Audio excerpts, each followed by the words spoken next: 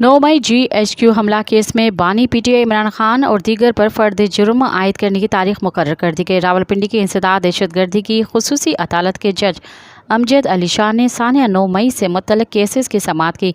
शीरी मज़ारी, सदाकत अब्बासी, अमजद नियाज़ी और उस्मान डार अदालत में पेश हुए, जबकि गैर हाजिर 31 मुल्ज़मान के वारंट गिरफ्तारी जारी किए गए।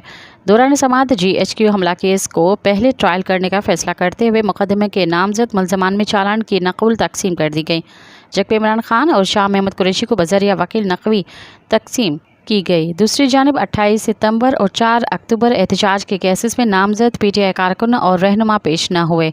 उनकी बीमारी के बायस गैर हाजिरी की दरख्वास्तें दायर की गई। मज़ीद ख़बरन ऐं तफ़सीलात लाइ विज़िट कयो असांजी वेबसाइट www.awamiNewsHD.com ऐं ॾिसंदा रहो अवामी न्यूज़ HD।